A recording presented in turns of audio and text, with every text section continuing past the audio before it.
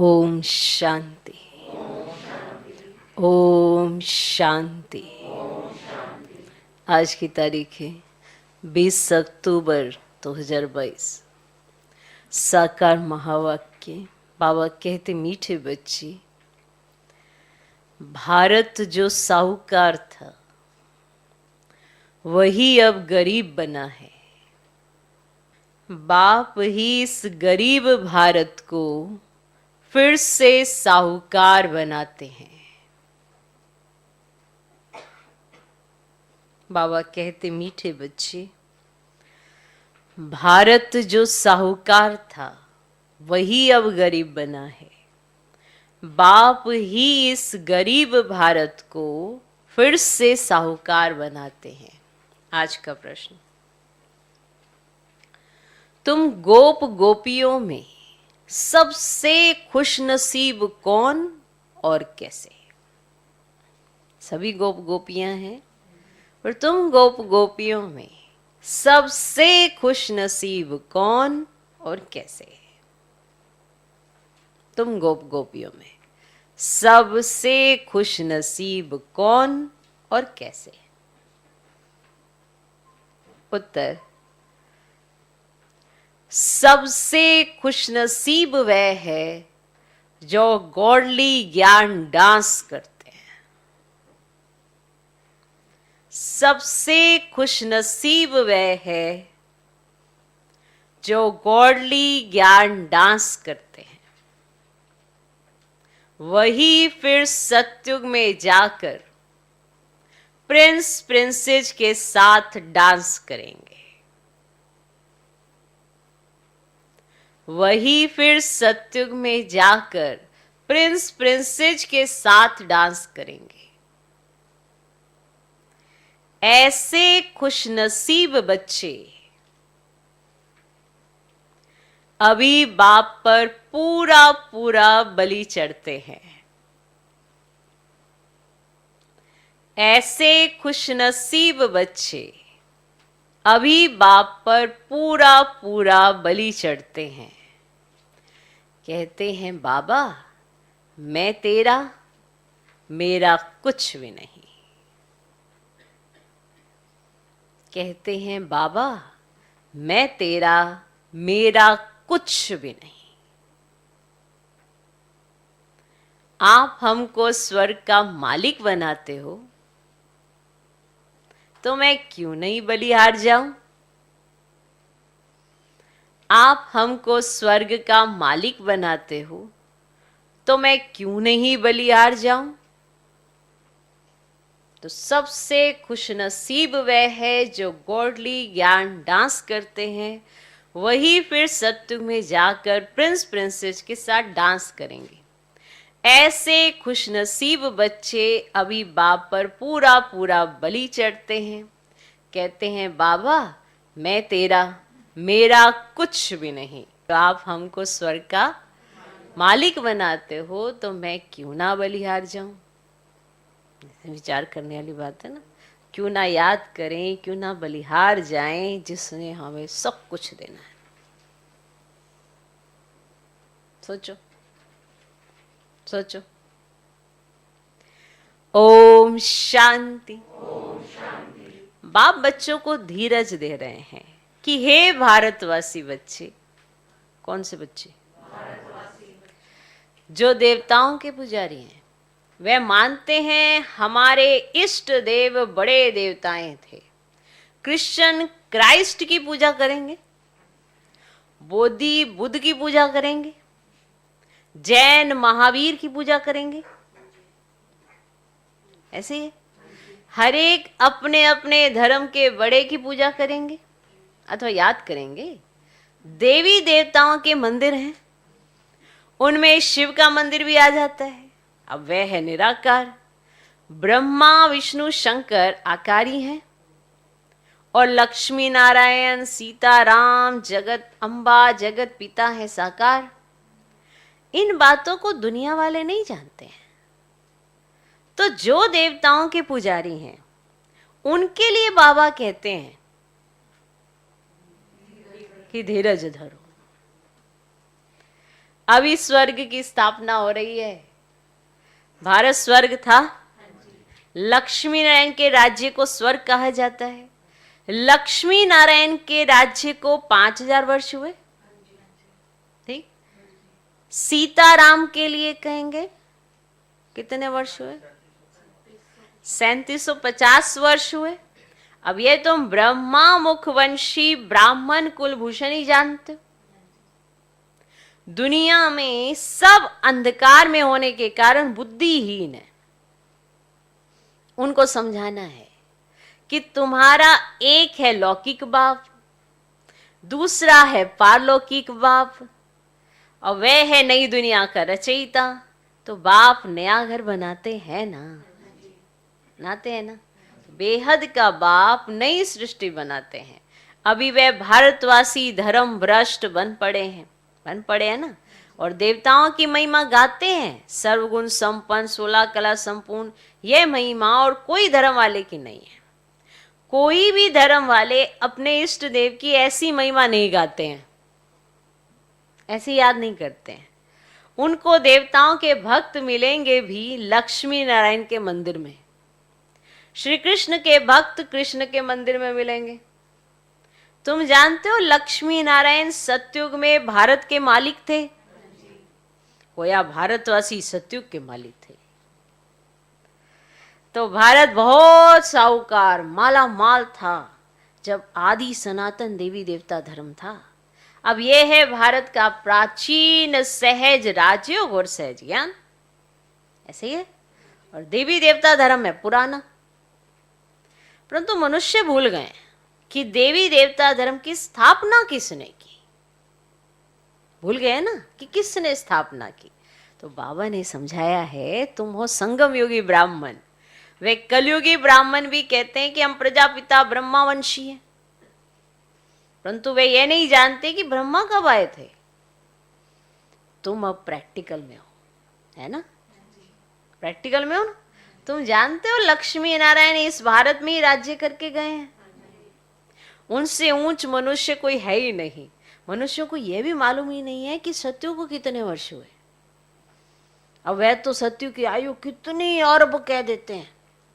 अब शास्त्र बनाने वालों ने तो अपनी मत डाल ही दी है। अब बाप तुम बच्चों को समझाते हैं, जो भारत के असूल देवी देवता धर्म के थे, उन्हें बहुत जन्मों के अंत के जन्म में यहां आना है जरूर। यह वर्ण है ही भारतवासी देवी देवता धर्म वालों के। पिछाड़ी वाले और धर्मों के नहीं है, उनके वर्ण नहीं है। सुन रहे? तुम अभी ब्रह्मावंशी ब्राह्मण बने हो, तुम पुजारी से पूज्य बन रहे हो। तो माताओं को भारत माता शक्ति अवतार कहा जाता है। सुन रही हो माताओं? जगत अम्बा का भी रीइंकार्नेशन कहेंगे। शिव बाबा ने इस संगम युग में अवतार लिया है, तुमको अपना बच्चा बनाया है। महसूसता होती है मैं उसका बच्चा हूं, महसूसता होती है।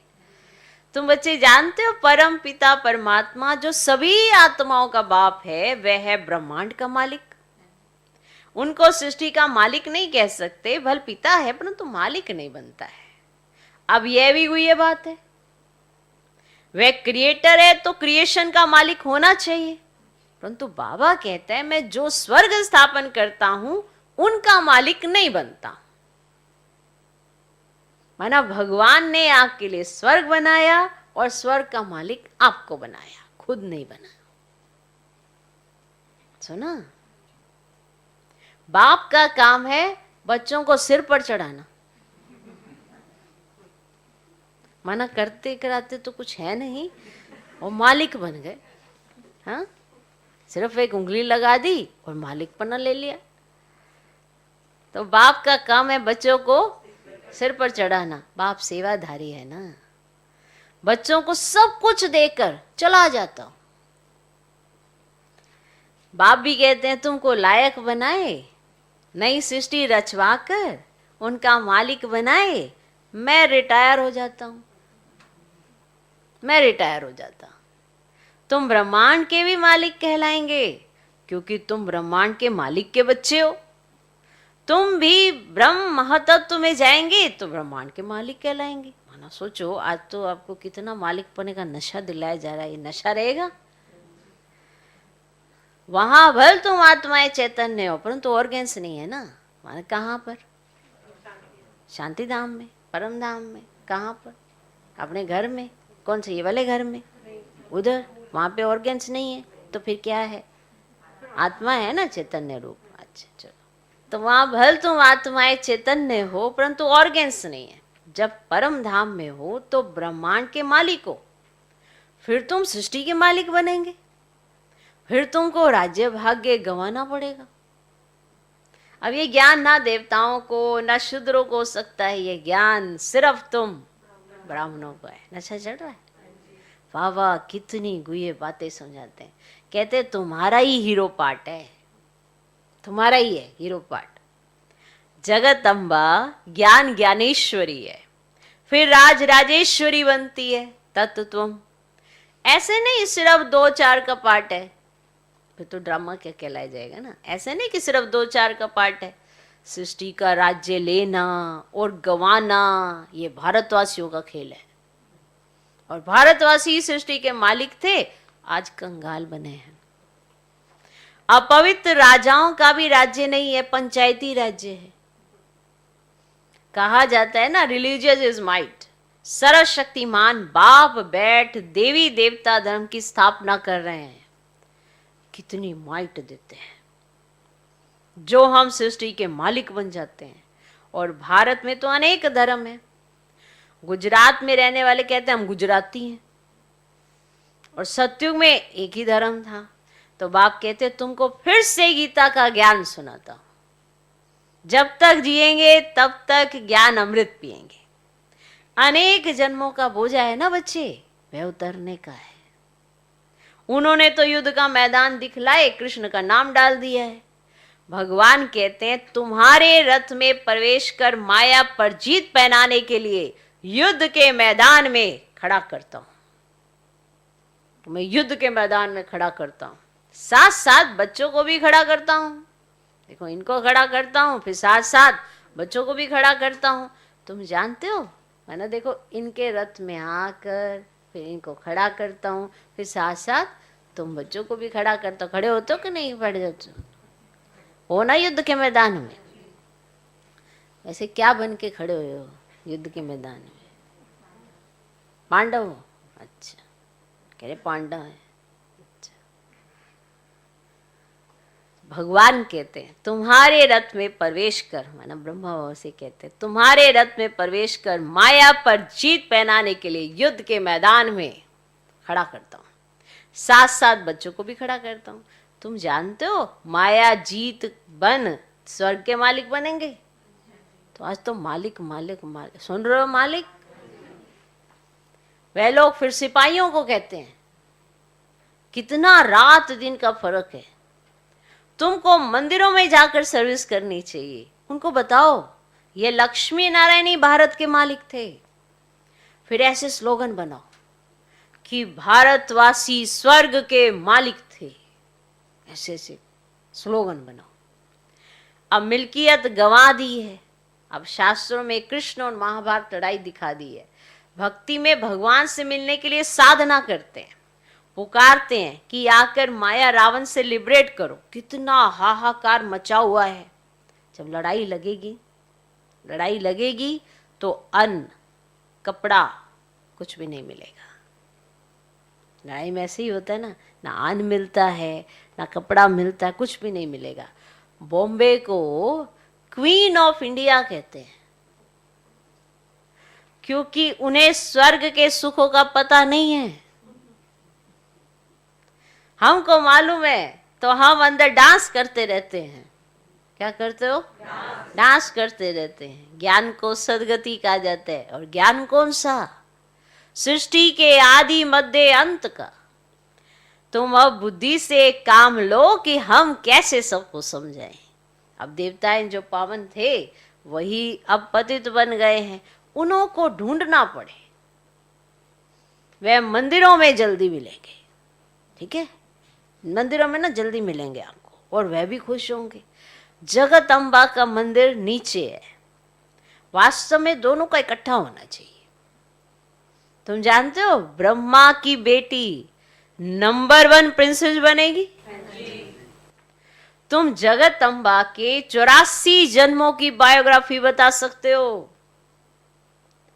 तुम शिव बाबा की बायोग्राफी को जानते हो। ऐसे नहीं कि वह पत्थर भीतर में है।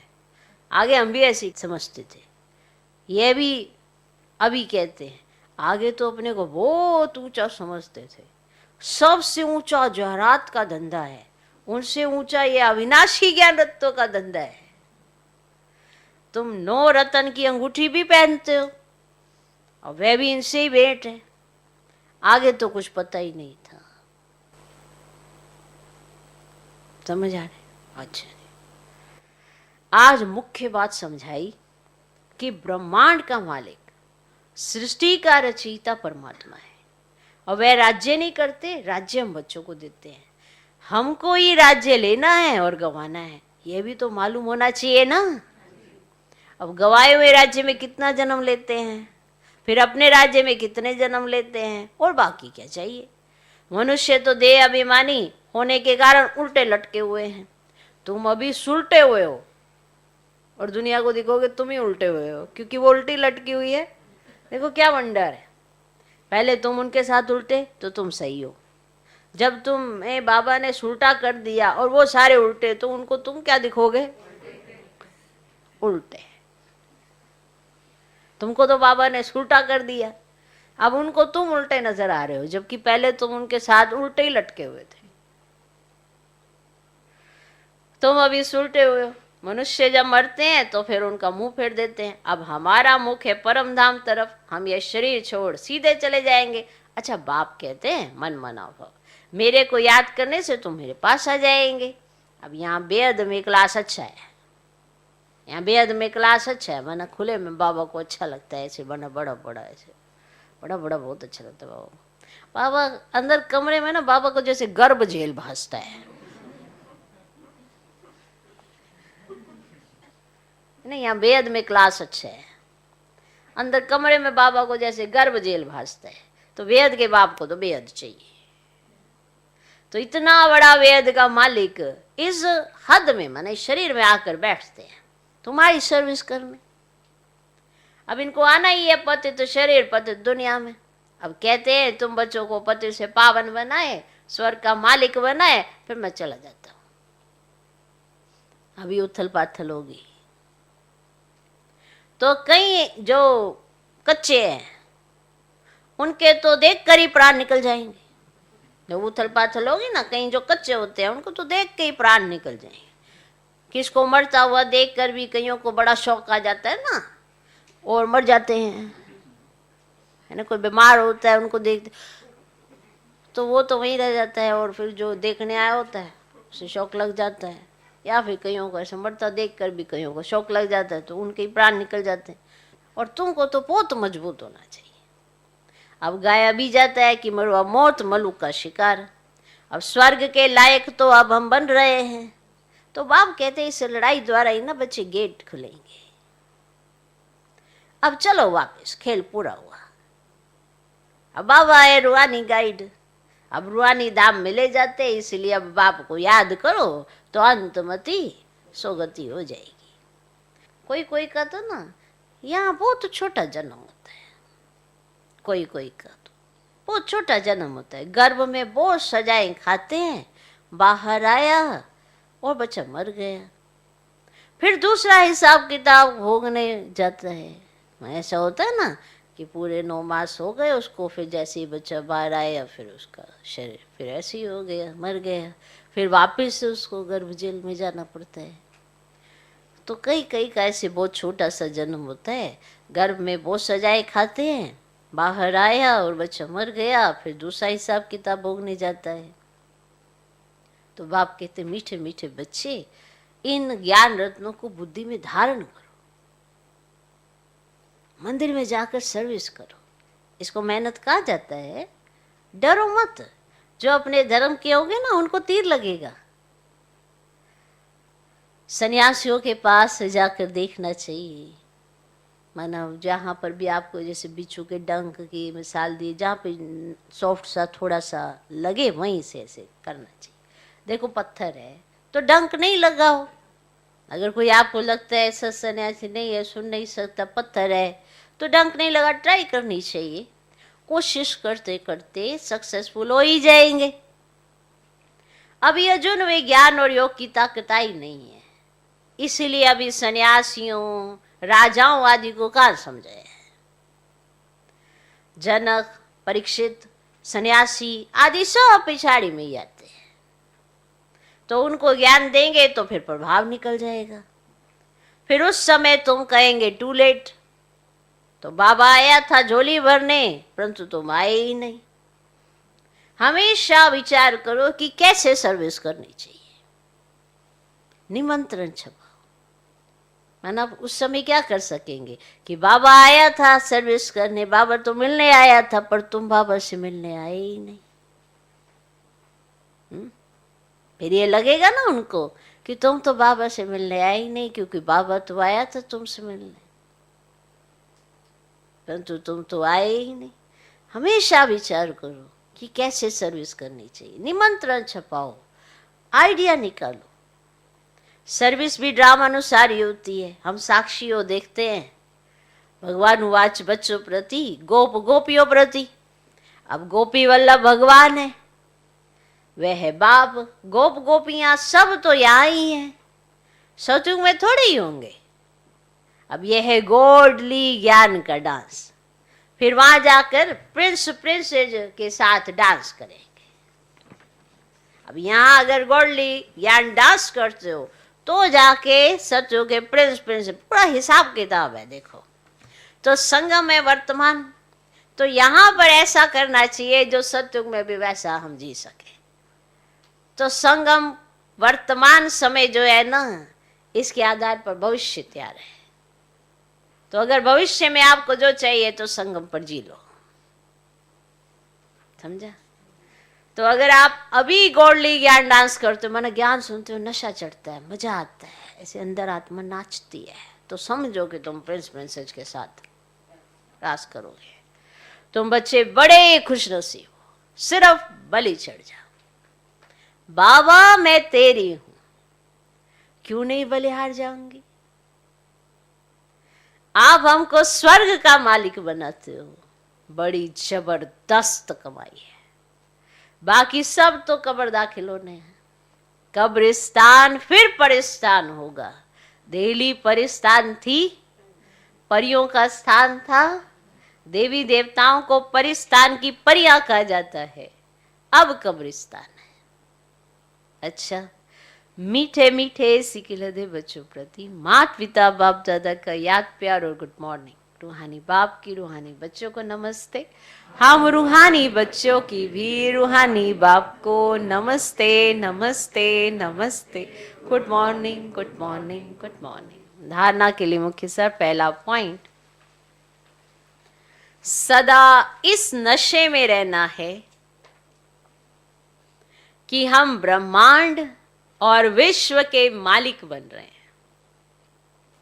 सदा इस नशे में रहना है कि हम ब्रह्मांड और विश्व के मालिक बन रहे हैं। हम ब्राह्मण ही फिर देवता बनेंगे। हम ब्राह्मण ही फिर देवता बनेंगे। दूसरा पॉइंट, अपनी अवस्था मजबूत बनानी है। अपनी अवस्था मजबूत बनानी है। मौत से भी डरना नहीं है। मौत से भी डरना नहीं है। बाप की याद में रहना है। धारणा कर औरों की सर्विस करनी है। धारणा कर औरों की सर्विस करनी है। अपनी अवस्था मजबूत बनानी है। मौत से भी डरना नहीं है। बाप की याद में रहना है। धारणा कर औरों की सर्विस करनी है। आज का वरदान, बहानेबाजी के खेल को समाप्त करने वाले, बहानेबाजी के खेल को समाप्त करने वाले, मास्टर दातापन के स्वमानधारी भव। बहानेबाजी के खेल को समाप्त करने वाले मास्टर दातापन के स्वमानधारी भव। फिर से सुन लो, बहानेबाजी के खेल को समाप्त करने वाले मास्टर दातापन के स्वमानधारी भव। जिन बच्चों को बहानेबाजी का खेल आता है वह कहेंगे ऐसे नहीं होता तो ऐसा नहीं होता, इसने ऐसे किया, सरकमस्टांस व बात ही ऐसी थी। अब इस बहानेबाजी की भाषा को समाप्त कर दृढ़ प्रतिज्ञा करो कि ऐसा हो या वैसा, लेकिन मुझे तो बाप जैसा बनना है। बस, ये ऐसा था तो ऐसा हो गया, वैसा था ये ऐसा हो गया, इस वजह से तो मेरी अवस्था बिगड़ गई, इसने ऐसा किया इसलिए ऐसा हो गया, ये आता नहीं तो ऐसा नहीं होता, ऐसा नहीं होता, ऐसा नहीं होता। ज्यादातर बहाने इन्हीं चक्करों में चलते रहते हैं और अपना लक्ष्य ही भूल जाते हैं। हमारा लक्ष्य है बाप जैसा बनना। दूसरा सहयोग दे तो मैं संपन्न बनूं? नहीं, इस लेने के बजाय ये भी लेनेपन की निशानी होती है कि दूसरे में साथ अच्छे से बात करें तो देखना सब अच्छा हो जाएगा, दूसरे मुझे रिस्पेक्ट दे, देखो कितना अच्छा मैं कार्य करता हूँ, ये है वो है। तो इस लेने के बजाय मास्टर दाता बन, सहयोग, स्नेह, सहानुभूति देना ही लेना है। अगर आपको ये सब चाहिए, आपको चाहिए सहयोग भी चाहिए, आपको दूसरे से स्नेह भी चाहिए, दूसरा हमको अप्रिशिएट भी करे और हमको सहयोग भी दे और सहानुभूति भी रखे हमारे साथ, अगर आप ये देना शुरू कर देंगे तो ये लेना ही है। इस भावना से मास्टर दातापन के स्वमानधारी बन जाएंगे। कोई ऐसे करे वैसे करे, ऐसा करे वैसा करे, नहीं नहीं आप बात सुनो क्या हुई थी, नहीं नहीं आप सुनो ना क्या बात हुई थी, अगर आपको ऐसा भी बोलना पड़े तो भी आप कहीं ना कहीं बहाना ही अडॉप्ट कर रहे हैं। मेरी स्थिति नहीं, मैं बिल्कुल ठीक थी लेकिन उसने आके ऐसे किया तो मुझे भी थोड़ा सा फिर होना ही था ना, बात ही ऐसी कर दी थी। चाहे ऐसी बात हो चाहे कैसी बात हो, कैसी भी बात हो, मेरा लक्ष्य क्या है, मैंने क्या प्रतिज्ञा की है कि कैसा भी कुछ हो जाए मुझे तो बाप जैसा बनना ही है। आज का स्लोगन, जब मैं और मेरेपन के भावों से वैराग्य हो तब कहेंगे बेहद के वैरागी।